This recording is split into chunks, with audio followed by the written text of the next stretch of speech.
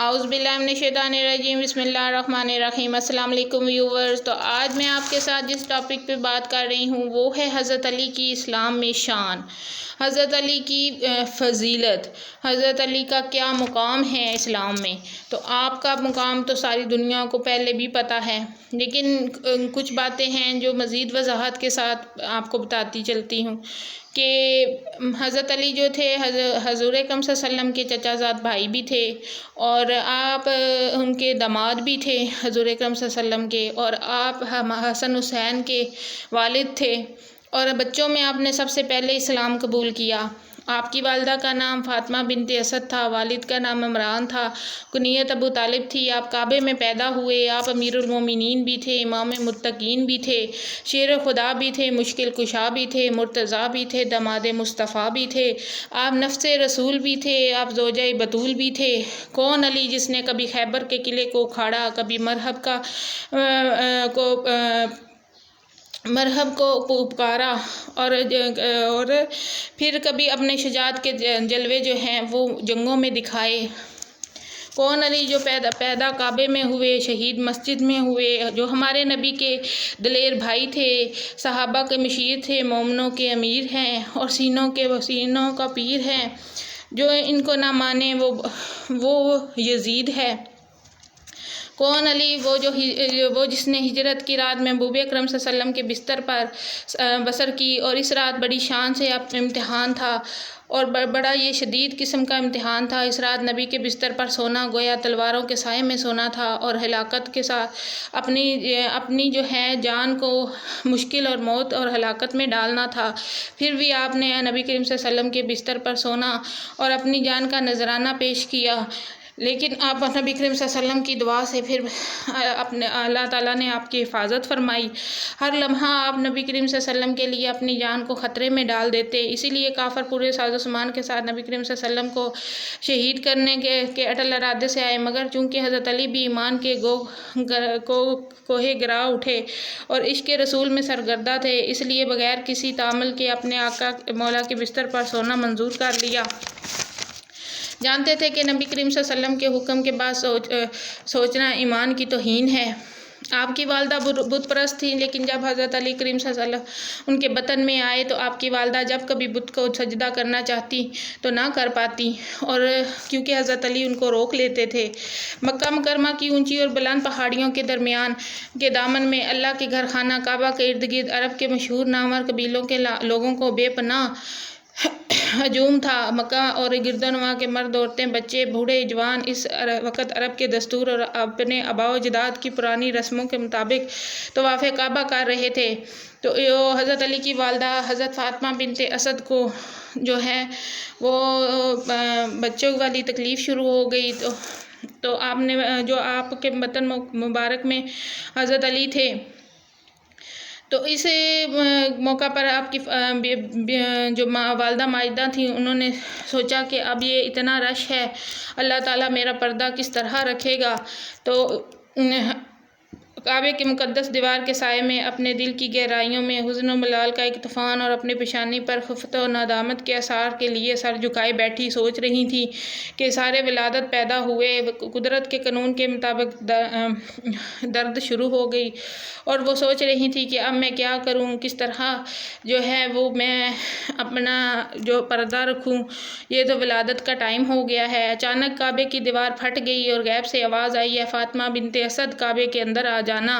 چنانچہ آپ کعبے کے اندر چلی گئیں، اور پھر امیر المومنین حضرت علی رضی اللہ تعالیٰ عنہ کی ولادت بعد سعادت خانہ کعبہ میں ہوئی۔ سبحان اللہ، کہ جس کی پیدائش ہی خانہ کعبہ میں ہوئی ہو، کتنی عظمت اور کتنی شان ہے، اور کتنے وہ اللہ تعالیٰ کے گھر میں ان کا مقام ہے کہ آج تک کسی کے لیے بھی خانہ کعبہ کی دیوار نہیں پھٹی اور نہ شک ہوئی، اور آپ کے لیے، آپ کی ذات کے لیے اللہ تعالیٰ نے آپ کے ماں کو جو ہے وہ وہاں جگہ دی، اور آپ وہاں پیدا ہوئے۔ اور جو ہیں کملی والے حضرت محمد مصطفیٰ صلی اللہ علیہ وسلم فرماتے ہیں کہ جس طرح کسی شہر میں جانا ہو اور وہاں کا دروازہ پار کرنا پڑتا ہے، اسی طرح میرے تک آنے کے لیے علی کے قدم چومنے پڑتے ہیں، کیونکہ مجھے علی بہت پیارے ہیں۔ تو اس طرح دیکھیں کہ نبی کریم صلی اللہ علیہ وسلم نے کہ ہر موقع پر حضرت علی نے نبی کریم صلی اللہ علیہ وسلم کا ساتھ دیا اور ان کا بازو بنے۔ اور ایک اور مقام پر ہے کہ نبی کریم صلی اللہ علیہ وسلم نے فرمایا کہ علی کو اسی طرح علی سے محبت کرنا جیسے مجھ سے سارے محبت کرتے ہو۔ تو دیکھیں کہ حضرت علی کی کتنی شان ہے۔ پھر نبی کریم صلی اللہ علیہ وسلم نے ان کو اپنا داماد بھی بنایا اور اپنی جو ہے مطلب بیٹی کا رشتہ دیا۔ ایک دن شہر خدائے کوفہ کو جامع مسجد میں مصلی پر بیٹھے جو کہ روٹی کے سوکھے ہوئے ٹکڑے کھا رہے تھے تو وہ چبائے نہیں جا رہے تھے، تو وہ آدمی حضرت علی سے مطلب جو تھے نا وہ چبائے نہیں جا رہے تھے، تو ایک آدمی نے کہا کہ آقا آپ کی بھی سمجھ نہیں آتی، کبھی آپ خیبر کے میدان میں دروازے توڑ دیتے ہیں اور اتنا آپ کا مقام ہے کہ قلعے توڑنا آپ کے لیے دائیں ہاتھ کا کھیل ہے، اور کبھی آپ سے سوکھی روٹی نہیں چبائی جاتی، یہ کیا بات ہے؟ تو حضرت علی نے فرمایا کہ خیبر کے قلعے کو توڑنے میں نبی کریم صلی اللہ علیہ وسلم کی نگاہ مبارک تھی، میرا کوئی کمال نہیں تھا، اور یہ جو میں روٹی کے ٹکڑے چبا رہا ہوں اس میں میرا اپنا زور لگ رہا ہے، اس لیے یہ مجھ سے چبائے نہیں جا رہے، کیونکہ نبی کریم صلی اللہ علیہ وسلم کی ان کے ساتھ ہر ٹائم دعا ہوتی تھی۔ اور ایک اور موقع پر ہے کہ جب آپ کو حکم ملا نا کہ نبی کریم صلی اللہ علیہ وسلم کو کہ جو ہے وہ کعبے کے بتوں کو گرا دو، تو وہ بڑا اچھا واقعہ ہے کہ آپ نے اللہ تعالیٰ نے آپ کو فرمایا کہ اے اللہ کے نبی، اللہ کے گھر سے خانہ کعبہ میں سے 360 بتوں کو نکالو، لوگ جو ان کی پرستش کرتے ہیں، تو اے محبوب پاک ان بتوں کو توڑ کر میرے گھر کو صاف کرو۔ تو نبی کریم صلی اللہ علیہ وسلم نے چھڑی لی اور بتوں کو توڑنا شروع کر دیا، اور ساتھ ہی پڑھتے وَقُلْ جَاءَ الْحَقُّ وَزَهَقَ الْبَاطِلُ، قریب والے نزدیک والے اور پاس والے بت سرور کائنات نے خود توڑ دیے، مگر چند ایک بت اونچے تھے، اور نبی کریم صلی اللہ علیہ وسلم نے آواز دی اَیْنَ علی، کہ علی کہاں ہے؟ صدائے نبوت کو سن کر حضرت علی فوراً حاضر ہوئے اور عرض کی کہ آقا کیا حکم ہے؟ کملی والے نے فرمایا علی ان بتوں کو توڑ دیجئے۔ حضرت نبی کریم صلی اللہ علیہ وسلم نے فرمایا میں توڑ تو دوں مگر بت اونچے ہیں اور میرا ہاتھ وہاں تک نہیں جاتا، تو علی ادھر آؤ اور تم بھی میرے ساتھ ملو اور ان کو توڑ دو۔ تو حضرت علی نے عرض کیا یا رسول اللہ آپ کی بھی سمجھ نہیں آتی، کبھی چاند کو اشارہ کرتے ہیں تو چاند 2 ٹکڑے ہو جاتا ہے، اور کبھی آپ سے اونچے بت نہیں توڑے جا رہے۔ تو سرور کائنات مسکرائے اور فرمایا علی تم نے ٹھیک کہا ہے، لیکن اگرچہ تم شیر خدا ہو مگر نبوت کا بوجھ نہ اٹھا سکو گے۔ حضرت علی نے عرض کی آقا چلے آئیں، میں پھر آپ کے ساتھ مل کے ان کو توڑتا ہوں۔ تو امام انبیاء نے فرمایا کہ میں نیچے بیٹھ جاتا ہوں اور تم میرے کندھوں پر چڑھ کر بتوں کو توڑ دو۔ تو حضرت علی نے کہا نہیں، آپ میرے کندھوں پر سوار ہو جائیں اور آپ بتوں کو توڑ دیں۔ تو آپ صلی اللہ علیہ وسلم نے فرمایا کہ نہیں، میں جھک جاتا ہوں، تم میرے کندھوں پر بیٹھ جاؤ اور تم ان کو توڑو۔ تو حضرت علی ان کے کندھوں پر چڑھ گئے حکم مصطفیٰ سمجھ کے اور بتوں کو توڑنے لگے، اور امام انبیاء نے پوچھا علی اس وقت کہاں تک پہنچ گئے ہو؟ تو حضرت شیر خدا نے عرض کی آقا اگر حکم دو تو عرش عظیم کے پائے کو پکڑ کر نیچے کھینچ لاؤں۔ تو وہ نبی معراج کی رات کو خود کہاں پہنچا ہوگا۔ پھر اپنی زندگی میں حضرت علی نے ایک دفعہ نبی کے کندھوں پر سوار ہوئے، اور مگر آقا حسین تو دیکھیں کہ حضرت علی تو ایک دفعہ نبی پاک صلی اللہ علیہ وسلم کے کندھوں پر سوار ہوئے اور انہوں نے کہا کہ میں عرش کو بھی دیکھ سکتا ہوں، عرش کے پائے کو پکڑ کر نیچے کھینچ سکتا ہوں، کہ حضرت نبی کریم صلی اللہ علیہ وسلم کے کندھوں پر ان کو عرش بھی نظر آیا۔ تو دیکھیں کہ حضرت امام حسین کی کتنی شان ہوگی جو 9 سال تک مصطفیٰ کے کندھوں پہ کھیلتے رہے۔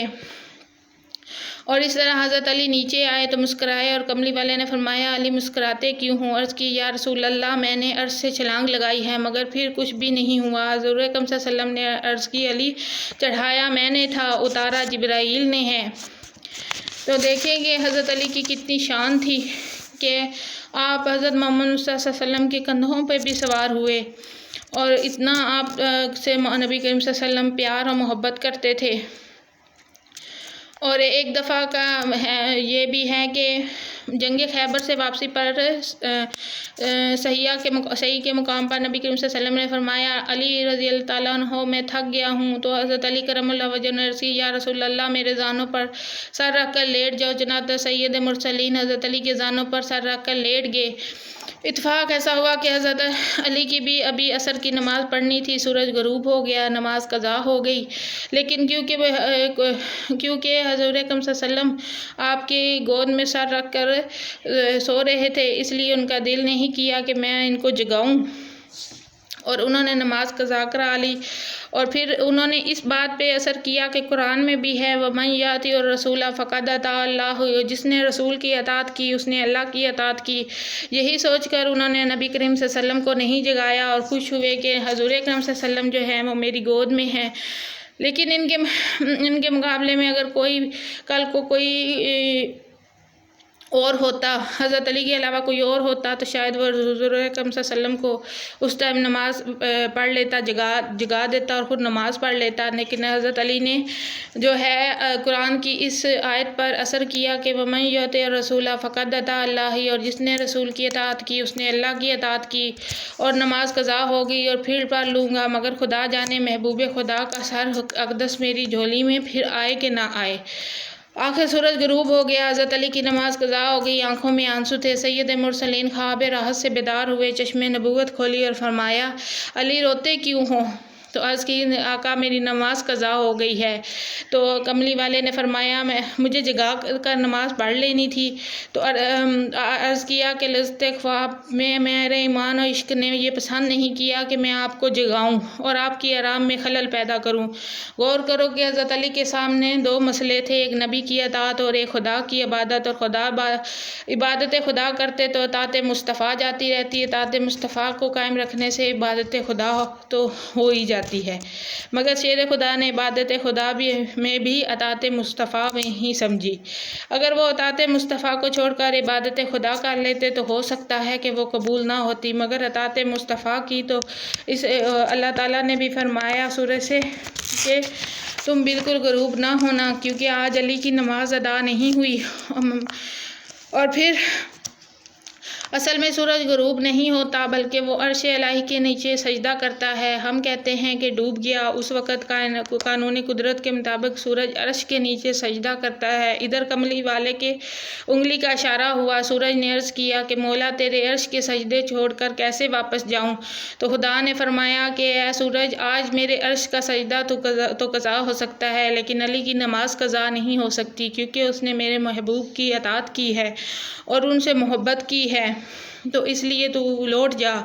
اور پھر سورج واپس اسی مقام پر آیا اور حضرت علی نے اپنی نماز ادا کی۔ سبحان اللہ کہ حضرت علی کی کتنی شان تھی، اور انہوں نے خدا کو، اس کی محبت کو پہچان لیا تھا کہ رسول اکرم صلی اللہ علیہ وسلم کی اطاعت میں ہی اللہ کی اطاعت ہے۔ تو یہ تھی میرے علی کی شان۔ حضرت علی کی شان جتنا بھی ہم بیان کریں ہم سے ہو نہیں سکتی۔ حضرت علی کی بہت شان ہے۔ جنگ خندق میں بھی حضرت علی نے نبی کریم صلی اللہ علیہ وسلم کا بہت ساتھ دیا، اور ان کے ساتھ مل کے جو ہے وہ خندق نکالی، اور ہر جنگ میں حضور اکرم صلی اللہ علیہ وسلم کے ساتھ وہ جو مطلب سب سے پہلے حضرت علی میدان میں اترتے تھے، اور یہی ان کی بات جو تھی نا حضور اکرم صلی اللہ علیہ وسلم کو بہت پیاری اور بہت عزیز تھی۔ اور آپ نے فرمایا من کنت مولا فعلی مولا، حضور اکرم صلی اللہ علیہ وسلم کا فرمان کا مطلب ہے کہ جس کا میں ولی ہوں اس کا علی ولی ہے، اور میں علی سے ہوں اور علی مجھ سے ہے۔ تو اے اللہ، جو علی سے محبت کرتا ہے تو بھی اس سے محبت رکھ۔ یہ بھی حضور اکرم صلی اللہ علیہ وسلم کا قول ہے، جو علی کا دشمن ہے وہ میرا دشمن ہے۔ تو حضرت عمر جو ہیں وہ حضرت علی سے ملے اور کہا، اے علی تجھے مبارک ہو، تو نے صبح اس حالت میں کی اور تمام مومنین و مومنات کے مولا ہو۔ علی مجھ سے ہیں اور میں علی سے ہوں۔ تو یہ دیکھیں کہ حضور اکرم صلی اللہ علیہ وسلم نے خود فرمایا کہ جس نے علی سے محبت کی میں اس سے محبت کرتا ہوں، اور جس نے علی سے دشمنی رکھی میں اس سے وہ میرا بھی دشمن ہے۔ تو حضور اکرم صلی اللہ علیہ وسلم کو پتہ ہے کہ علی نے ہر مقام پہ جو ہے میری اطاعت کو سب سے پہلے سمجھا۔ حضور اکرم صلی اللہ علیہ وسلم کے جو بھی میدان ہوتا تھا وہاں حضرت علی سب سے پہلے کھڑے ہوتے تھے۔ آپ کے ساتھ آپ کا مطلب دایاں بازو تھے، اور پھر یہی ان کی ادائیں نبی کریم صلی اللہ علیہ وسلم کو پسند آئیں اور انہوں نے ان کا اپنا داماد بنا لیا اور اپنی فرزندی میں لے لیا۔ اور پھر دیکھیں کہ حضرت علی کی شان ہے جو یہ کہ جنت کی بیوی جو ہیں سردار وہ ان کی بیوی ہیں، اور جنت کے سردار امام حسن حسین ان کے جو ہے بچے امام حسن اور حسین ہیں۔ تو یہ حضرت علی کی شان تھی، اور ہمیں بھی حضرت علی کی اور ان کے مطلب پانچ تن پاک کی اطاعت کرنی چاہیے، اور ان کے طفیل اپنی دعائیں مانگنی چاہیے، اور ان کے نقش قدم پہ چلنا چاہیے۔ جس طرح انہوں نے حضور اکرم صلی اللہ علیہ وسلم کی اطاعت میں خدا کی اطاعت سمجھی، اسی طرح ہمیں بھی حضور اکرم صلی اللہ علیہ وسلم اور حضرت علی کے نقش قدم پہ چلنا چاہیے، اور جس طرح انہوں نے اسلام کا نام اور روشن کیا اسی طرح ہمیں بھی اسلام کا نام روشن رکھنا چاہیے، اور کوشش کرنی چاہیے کہ ہم نبی کریم صلی اللہ علیہ وسلم اور حضرت علی کے نقش قدم پہ چلیں۔